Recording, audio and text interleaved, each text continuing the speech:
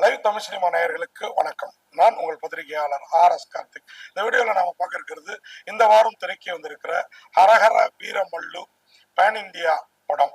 தெலுங்குலேருந்து இது pan India படமாக Tamil, Malayalam, Kannada, English, Hindi எல்லா மொழியிலையும் வந்திருக்குது. என்ன கதை, என்ன களம் அப்படிங்கிறத பார்க்கறது முன்னாடி இதில் நடிச்சிருக்கிறது நம்ம தெலுங்கு, அதாவது ஆந்திரா டெபுட்டி சிஎம் பவன் கல்யாண், ஜனசேனா கட்சியினுடைய தலைவர். இன்னைக்கு வந்து Andhra deputy CM, BJP supporter. அவர் நடிச்சிருக்க கதை அவருக்கு பாருங்க. அதுக்கு அவர் வந்து பிஜேபி சப்போர்ட்டர் ஆகிறதுக்கு முன்னாடியே இந்த படத்தை ஆரம்பிச்சிருப்பாங்க, நிச்சயமா ஒரு 5-6 வருடங்களுக்கு முன்னாடியே. ஆனாலும் இந்த படம் அவருக்கு வந்து இந்து மதத்தை தூக்கி பிடிக்கிற மாதிரியும், இந்து வீரர்கள் எப்படிலாம் இன்னைக்கு முகலாய பேரரசு, ஆங்கிலேய பேரரசுகளை எதிர்த்தனர், நம்மூர் வைரம், வைடூரியம், முத்து, பவழம், தங்கம் இதெல்லாம் கொள்ளையடிச்சுட்டு போன முகலாய பேரரசையும் ஆங்கிலேயர்களையும் எப்படி எதிர்த்தனர் அப்படிங்கிறது தான் இந்த ஹரஹர வீரமல்லு கேரக்டர் மூலயமா சொல்லியிருக்கிறாங்க. அதுவும் அவுரங்கசீப் காலத்துல, அவுரங்கசீப் அரசரா இந்திய பேரரசை ஆட்டுவித்த காலத்துல இந்த ஹரஹர வீரமல்லு ஆந்திராவிலேருந்து, அதுவும் ஒரு திருடரா தன் லைஃப் ஆரம்பிச்சு, அன்னைக்கு வந்து சின்ன சின்ன நவாபுகள், சின்ன சின்ன திவான்கள், நவாபுகள் திவானுக்கோ கப்பம் கட்டணும். அவங்க அதுக்கு மேல இருக்கிற சிற்றரசுக்கு, அதுக்கு மேல இருக்கிற டெல்லியில இருக்கிற முகலாய பேரரசுக்கு கப்பம் கட்டணும் இல்லைங்களா. அதுவும் வைரம், வைடூரியம் எல்லாம் கிடைச்சதுன்னா அப்படியே அவங்கள்ட்ட கொடுத்துடணும். அப்படி கொடுக்க மனம் இல்லாத சில அரசர்கள், சில நவாப், திவான், இவங்க வந்து என்ன பண்றாங்கன்னா, இந்த ஹரஹர வீரமல்லுவை பயன்படுத்தி அந்த வைரத்தை இவங்க கொடுக்குற மாதிரி கொடுத்தா அவர் மூலயமா கொள்ளையடிச்சுட்டு வந்துடுறாங்க. படை பரிவாரங்களோட இருக்கிற அந்த மாதிரி பெரிய அரசர்கள்ட்ட இருந்து எப்படி நம்மளால அடிச்சுட்டு வர்றாரு. ஓப்பனிங் சீனே ஒரு பெரும் வைரத்தை வந்து முகலாயர்கள்ட்ட இருந்து நம்மளால அடிச்சுட்டு வருவாரு. அதுக்கப்புறம் இந்த மாதிரி சின்ன சின்னது இவர் அடிச்சுட்டு வந்து என்ன பண்றாரு அப்படின்னு பாத்தீங்கன்னா, எம்ஜிஆர் பாணியில ஏழை எளியவர்களுக்கு அதுல வர்ற காசுல ஹெல்ப் பண்றாரு. அந்த அதுல இவருக்கு ஒரு நல்ல பேர் கிடைக்குது. வீரமல்லு அப்படின்ற பேரை கேட்டாலே, நம்ம தமிழ்நாட்டுல கொஞ்ச நாளத்துக்கு முன்னாடி வீரப்பன்ற பேரை கேட்டாலே ஒரு வீரம் சுரக்கும் இல்லைங்களா. அந்த மாதிரிதான் ஹரஹர வீரமல்லு வாழ்ந்திருக்கிறாரு. மக்களுக்கு நல்லவராகவும், ராஜ்யம் பண்றவங்க, நாட்டாமை பண்றவங்களுக்கு கெட்டவராகவும் இருக்கிறாரு. அப்படிப்பட்ட ஹரஹர வீரமல்லு அவுரங்கசீப்பை நேருக்கு நேர் சந்திக்கிறப்போ பிரளயம் ஏற்படுது. அந்த பிரளயத்துல கிட்டத்தட்ட இவரே அவுரங்கசீப்பை காவந்து பண்றாரு. அவுரங்கசீப் ஒரு தீர்த்து கட்டணும்னு இருக்கிறாரு. படை பரிவாரங்கள் பல விஷயங்கள் அனுப்புறாரு. அதையெல்லாம் தாண்டி ரெண்டு பேரும் எங்க சந்திக்கிறாங்க, என்ன ஆகுது அப்படிங்கிறதோட படம் முடிஞ்சு பார்ட் 2க்கு லீடு கொடுத்து முடியுது. இதுல இவருக்கு ஒரு காதலி நிது அகர்வால்.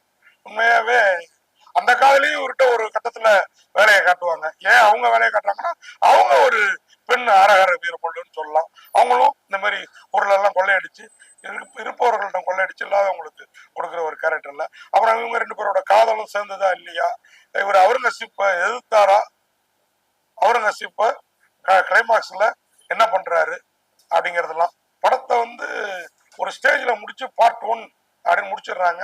பார்ட் 2க்கு லீடு கொடுத்துருக்குறாங்க. உண்மையா ஹரஹர வீரமல்லுவா வர்ற நம்ம பவன் கல்யாண் ஆகட்டும், நிதி அகர்வால் ஆகட்டும், கதாநாயகியா வர்ற, ஆனா இவங்க எல்லாரையும் காட்டிலையும் அவுரங்கசீப்பா வர்ற பாபி தியோல் என்ன ரொம்பவே கவர்ந்துட்டாரு. பவன் கல்யாண் கூட சிஎம் ஆன, டெபுட்டி சிஎம் ஆனதுனாலே என்னவோ நிறைய கால்ஷீட் கொடுக்காம சில இடங்கள் வந்து அவருக்கு பதிலா டூப் போட்ட மாதிரி இருக்குது சில இடங்கள் எல்லாம். ஆனா எனக்கு படத்துல ஒரு சந்தேகமே வந்தது, இவரு உண்மையா சிரஞ்சீவியோட சகோதரரா, அதாவது Telugu super star, Telugu supreme ஸ்டாரா, அவருடைய சகோதரரா, இல்ல பாலையாவோட சகோதரராங்கிற லெவலுக்கு. ஏன்னா அப்படி வந்து இவர் கை காட்டினா அவரு ரயில நிறுத்துவாரு, பஸ்ஸை நிறுத்துவாரு, அப்படி காலாலும் உதச்சே நிறுத்துவாரு இல்லைங்களா. இவரு பாத்தீங்கன்னா 100-200 படை வீரர்கள் நிறுத்துறாரு. புளிய இப்படி கையாலேயே இப்படி இப்படி உட்கார வைக்கிறாரு. இன்னும் நம்ம லியோ படத்துல வர்ற மாதிரி ஒரு ஓநாய் கூட்டம் வருது. அதை வந்து இவரு ஒரு 5 ஓநாய்களா அப்படியே அடக்கி காட்டுக்கு திருப்பி அனுப்புறாரு. அதுவும் நான் கண்ணாலேயே பேசினேன், காதாலேயே கேட்டேன்னு இவர் சொல்றதெல்லாம் வந்து உண்மையா நகைச்சுவையா இருந்தாலும் கிராபிக்ஸ் சில இடங்கள்ல தெரியறத இன்னும் கொஞ்சம் தவிர்த்து இருந்தா இந்த படம் இன்னும் பிரமாதமா இருந்திருக்கும். இந்த படத்துல பவன் கல்யாண், நிதி அகர்வால், பாபி தியோல், கோட்டா சீனிவாசராவ், சமீபமாக மறைந்த கோட்டா சீனிவாசராவ், நாசர், நம்மூர் நாசர் தாங்க, சத்யராஜ், ஈஸ்வரி ராவ், ரகுபாபு, தனிகல பரணி, இப்படி நிறைய பேர் இருக்காங்க. முரளி சர்மா, சுனில் இருக்கிறாரு, நம்ம சுப்புராஜில் இருக்கிறாரு, ஐயப்பா சர்மா, இப்படி நிறைய பேர் இருக்காங்க. வெண்ணிலா எல்லா மொழியில இருந்து எல்லா நடிகர்களையும் போட்டிருக்காங்க. மார்க்கம் தேஷ்பாண்டே, கபீர் பேடி, கிங்ஸ்லி, நம்ம ஊருக்கு கிங்ஸ்லி இருக்கிறார் இந்த படத்துல, சச்சின் கடைகர், நாசரும் கிங்ஸ்லியும் தான் நமக்கு தெரிஞ்ச நம்ம ஊருக்காரங்க இல்ல. ஆதித்ய மேனன் அவரும் நம்ம படங்கள்ல இருப்பாரு.